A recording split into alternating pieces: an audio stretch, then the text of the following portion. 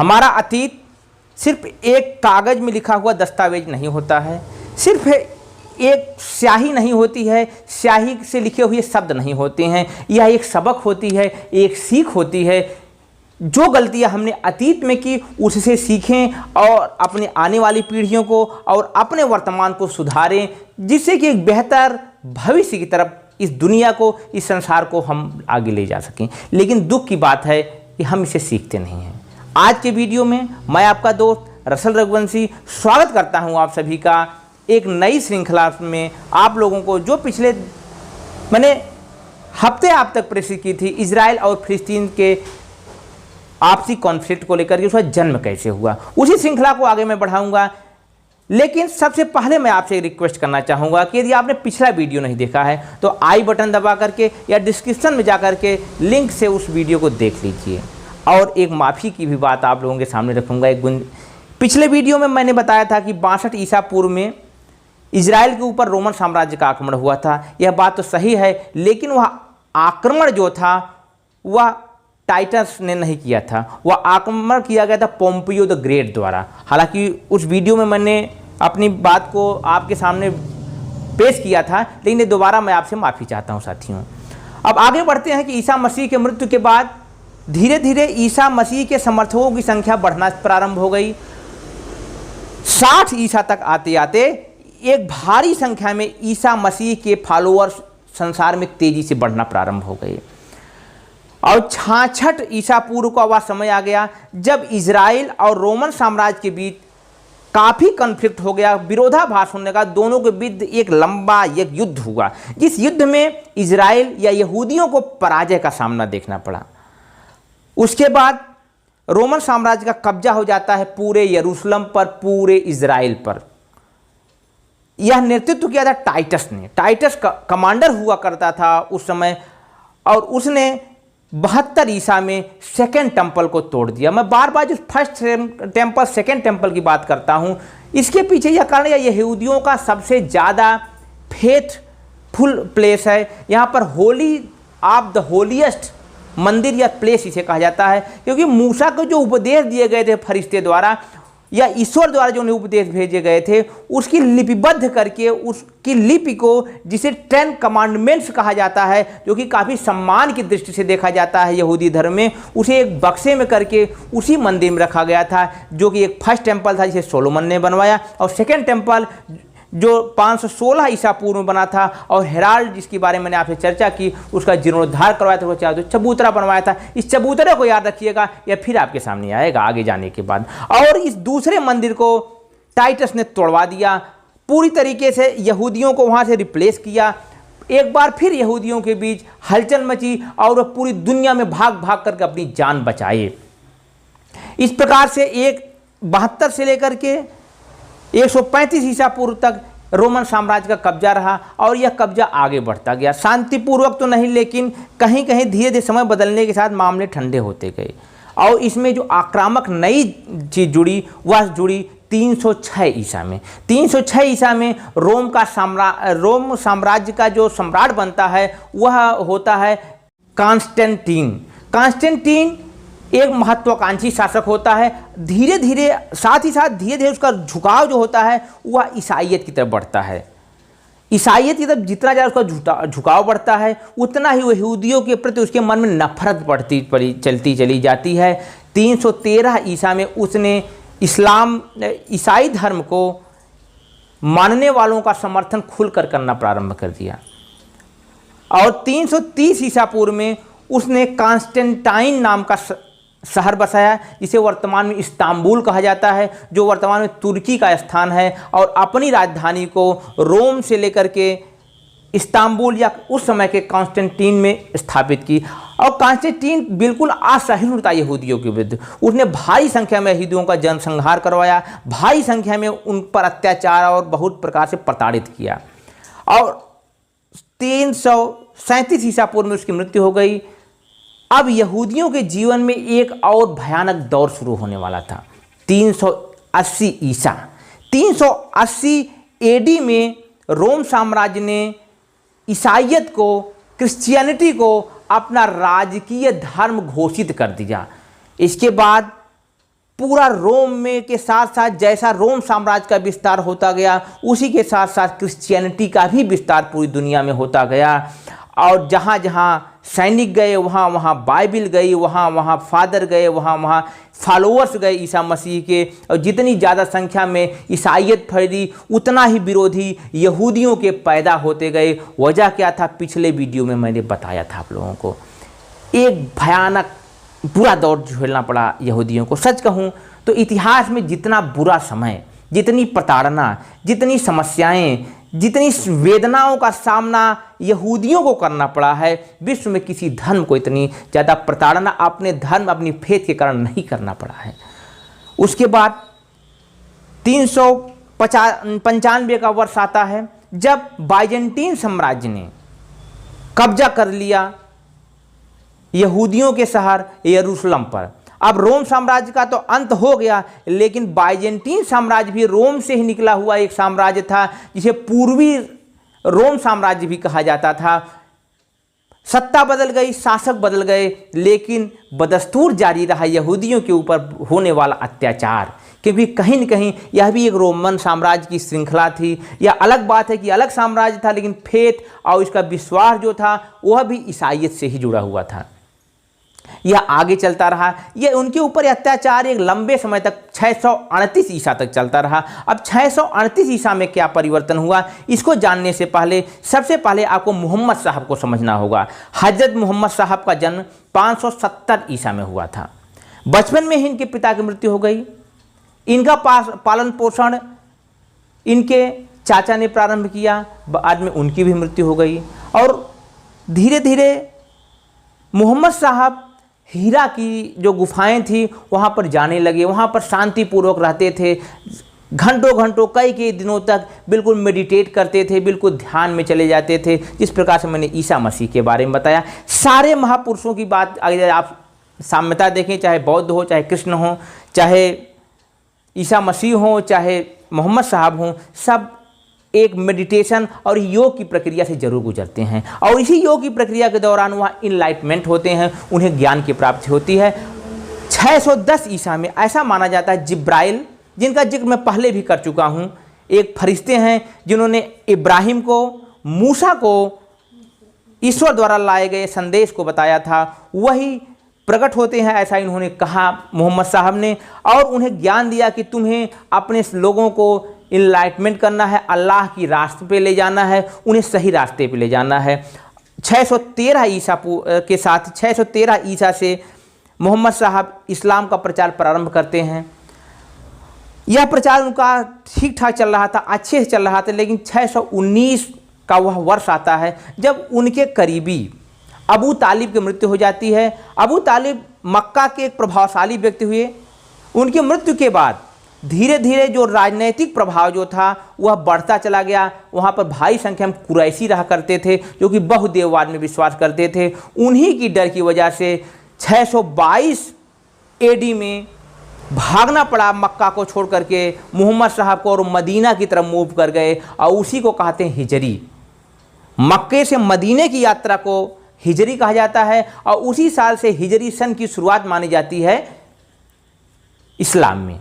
इसके साथ धीरे धीरे लगभग 622 से लेकर के 629 तक अपने भारी संख्या में फॉलोअर्स वो पैदा करते हैं मदीना में, और 629 ईसा में एक बार फिर वापस आते हैं मोहम्मद साहब, और कुरैशियों के ऊपर अपना कब्जा स्थापित करते हैं। और वहाँ की जो जनसंख्या होती कुरैशी भी उन्हें अपना पैगंबर, अपना मैसेंजर मानने लगते हैं। इस प्रकार से तेज़ी से इस्लाम का प्रचार होता है। लेकिन समस्या आती है, अगर इस्लाम का यरूशलेम से क्या जुड़ाव है। एक इंटरेस्टिंग स्टोरी है। बुराक एक घोड़ा जिसके पंख होते हैं। ऐसा माना जाता है कि 621 ईस्वी में, जैसा कि जिक्र किया था मोहम्मद साहब ने, कि 621 ईसा में एक रात के लिए मैंने एक लंबी यात्रा की। उस लंबी यात्रा को 2 चरणों में बांटा उन्होंने। पहला चरण जिसे इसरा कहा जाता है, इस यात्रा के दौरान, जो कि जिसे फॉरेस्ट या सबसे ज़्यादा दूर की मस्जिद कही जाती है, वह मक्का से घोड़े पर सवार होकर के, जिसका नाम बुराक, जो कि काफ़ी जाना जाता है इस्लाम में, बुराक घोड़े पर सवार होकर जिसके पंख होते थे, उस पर बैठ करके वह पहुँचते हैं यरूशलेम, वहाँ पर रात में नमाज पढ़ते हैं। वहाँ के बहुत से लोगों के साथ मुलाकात उनकी होती है और उसी वहाँ पर जिसे डोम ऑफ द रॉक कहा जाता है, उसी के नीचे जो पत्थर रखा हुआ है उसी पर उनका घोड़ा पैर रखता है और वहीं से आगे की यात्रा के लिए, जिसे मिराग कहा जाता है, बुराक के साथ वह 7 आसमान को पार करते हुए पहुँचते हैं, अल्लाह से मिलते हैं। वहाँ इब्राहिम, मूसा, जुड़ा, इस्माइल और अन्य फरिश्तों, अन्य पैगंबरों से उनकी मुलाकात होती है और फिर रात ख़त्म होते होते दोबारा वापस चले आते हैं मक्का। और इस दौरान जो उनकी यात्राएं की, जो ज्ञान किया, उसको उन्होंने अपने जीवन का एक अहम हिस्सा बताया। इसलिए अब आप समझ सकते हैं कि इस्लाम का जुड़ाव यरूशलेम से कैसे हुआ। हालांकि मक्का और यरूशलेम में काफ़ी दूरी है और फिजिकली कभी मोहम्मद साहब वहाँ नहीं गए थे, लेकिन इस प्रकरण के माध्यम से मोहम्मद साहब ने बताया कि मेरा जुड़ाव यरूशलेम से है। इस प्रकार से अल अक्सा मस्जिद और वह कैंपस जिसे मैंने आपको बताया था हेराल्ड ने बनवाया था, वहाँ से इनका जुड़ाव हो जाता है, क्योंकि वहीं से बुराक घोड़े से होकर के यह स्वर्ग की यात्रा किए थे। अब तीसरे धर्म की एंट्री होती है वहाँ पर। जीसस ने वहाँ पर सफाई करवाई थी, पिछले वीडियो में मैंने बनाया, और साथ ही साथ वहाँ पर सोलोमन शासन किया। सोलोम की राजधानी थी, सोलोमन वहाँ पर न्याय करता था, यहूदी धर्म से जुड़ा हुआ, और साथ ही साथ मोहम्मद साहब से इस प्रकार से जुड़ा हुआ जैसा कि मैंने अभी बताया। इसलिए यह तीनों धर्मों के लिए एक फेथ का विषय है और सारा एरिया जो है वह 37 एकड़ का है। इसी 37 एकड़ में जो 3 बड़ी चीज़ें हैं वह उपस्थित हैं। पहला अल अक्सा मस्जिद, Rock of the Tomb of the Rock, और तीसरा है आपका डोम ऑफ द चैम। तो Dome of the Rock, Dome of the Chain और आपकी अल अक्सा मस्जिद, तीनों चीज़ें एक ही कैंपस में है। और इसकी जो ऊंची दीवार बनी हुई है, उसका जो वेस्ट साइड है, वहीं पर यहूदी अपनी वेस्ट वॉल मान करके अपने ईश्वर की आराधना करते हैं। और जो दूसरे टेंपल की मैंने बात की थी, जिसे हेराल्ड ने पुनरुद्धार करवाया था, वह भी उसी कैंपस में स्थित था। इसीलिए इस जगह को लेकर के दोनों धर्मों में, विशेष रूप से यहूदी और इस्लाम और बाकी ईसाइयत को भी इस पर अपना कब्जा दर्ज कराती है। यह है विवाद की मूल वजह। समय आगे बढ़ता गया, अब 638 ईसा का समय आ गया। हालांकि 632 ईसा में ही मोहम्मद साहब इस दुनिया को छोड़ के चले गए। उसके बाद अबू बकर को खलीफा बनाया गया और 2 ही वर्षों बाद उनकी मृत्यु हो गई। और 634 ईसा में उमर, जो कि मोहम्मद साहब के बड़े करीबी थे और उस समय इस्लामी कानून के एक बड़े ज्ञाता माने जाते थे, उन्हें बनाया गया अगला खलीफा। 638 ईसा में ढेर सारे इस्लाम के लोगों ने यरूशलेम पर हमला किया और यरूशलेम पर कब्जा कर दिया। और इस प्रकार से अंतिम रूप से रोमन साम्राज्य का वहाँ से अंत हो गया। और अंत हो जाने के बाद एक बार फिर वहाँ पर यहूदियों को रहने का और बसने का मौका मिला। इस्लाम और यहूदियों ने आपस में मिलजुल करके वहाँ पर रहना प्रारंभ किया। किसी प्रकार का कोई अवरोध विरोध नहीं था।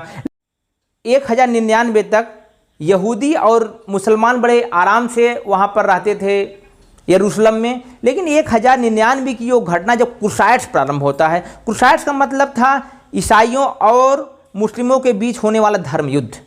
यरूशलेम में मैंने बताया कि वहाँ पर ईसा मसीह रहे थे, इसलिए ईसाइयों का भी एक संवेदनशील, एक धार्मिक झुकाव यरूशलेम पर था।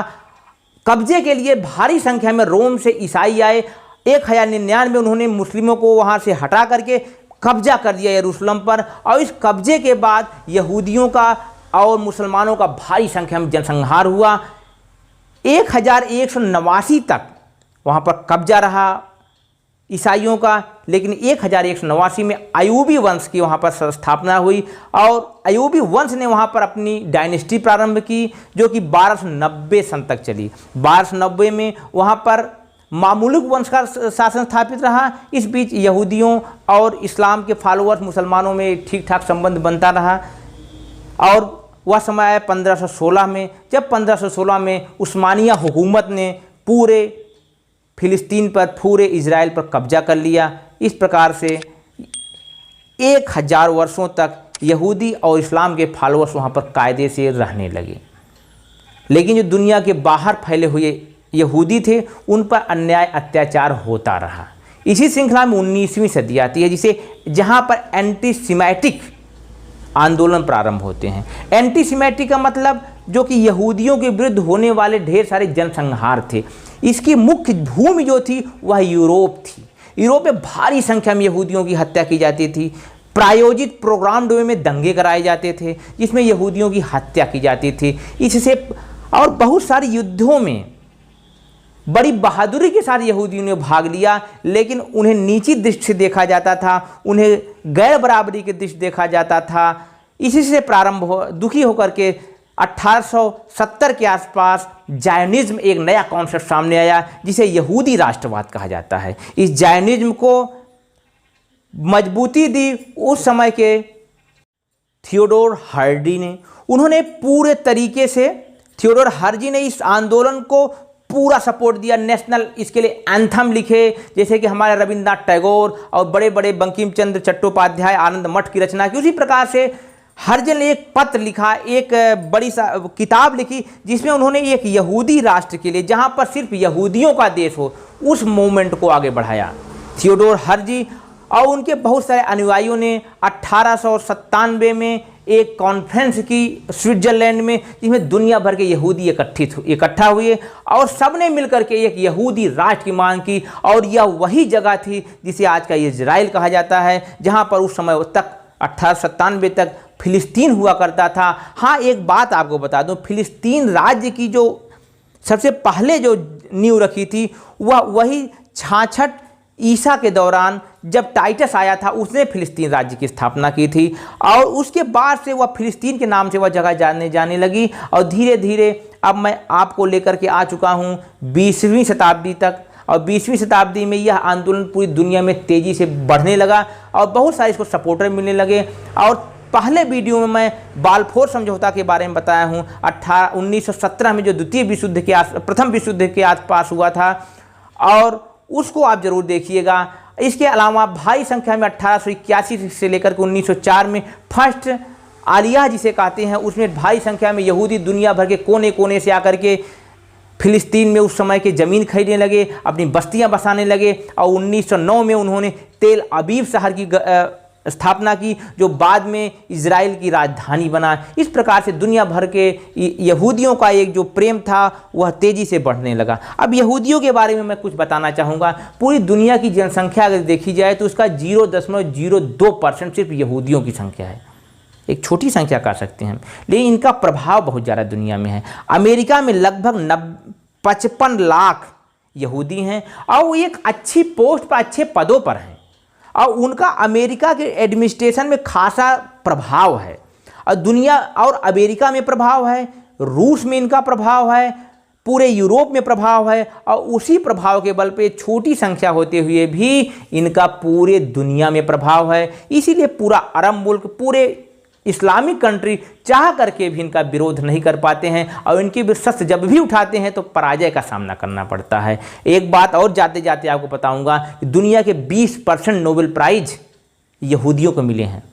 20% दुनिया भर के उद्योगपति यहूदी हैं। चाहे आप आइंस्टीन को ले लीजिए, चाहे कम्युनिज्म के प्रणेता जन्मदाता कार्ल मार्क्स को ले लीजिए, ये भी यहूदी ही थे। इस प्रकार से बड़े बड़े राइटर, बड़े बड़े लेखक, यहूदियों ने अपने इंटेलेक्चुअल विकास पे बड़ा काम किया है। वो अपने सोच पर बहुत काम करते हैं और उसी का उन्हें फ़ायदा मिलता है। और रही धर्म विस्तार की बात, तो इस्लाम में और ईसाइयत में अपने धर्म को बढ़ाने, प्रचारित करने, प्रसारित करने का एक कॉन्सेप्ट है कि जितना ज़्यादा आप अपने फॉलोअर्स को बढ़ाएंगे उतना आपके लिए अच्छा माना जाएगा। लेकिन यहूदी अपने आप को प्योर मानते हैं, वो अपने को बिल्कुल शुद्ध मानते हैं और किसी को यहूदी बनने के लिए अनुमति इनकी तरफ से नहीं दी जाती है। तो यही बातें हैं। मुझे लग रहा है कि यदि आप तीनों वीडियो देखेंगे तो जो भी कॉन्फ्लिक्ट चल रहा है यरूशलेम में या फिलिस्तीन में या इजराइल में, उसे आपको समझने में आसानी होगी। इन्हीं बातों के साथ, इस उम्मीद के साथ विदा लेता हूं कि अगले सप्ताह फिर आपसे मुलाकात होगी। तब तक आप अपने अपनों का ख्याल रखें, मुस्कुराते रहें, खाते रहें, पीते रहें और साथ ही साथ प्यार से जानकारियों को इकट्ठा करते रहें। एक गुजारिश जो हर बार होती है इस बार भी है, इस चैनल को सब्सक्राइब करें, मेरे वीडियो को लाइक करें, अपने कमेंट के माध्यम से अपनी बातें मुझ तक पहुँचाएँ। विदा लेता हूँ। नमस्कार, धन्यवाद।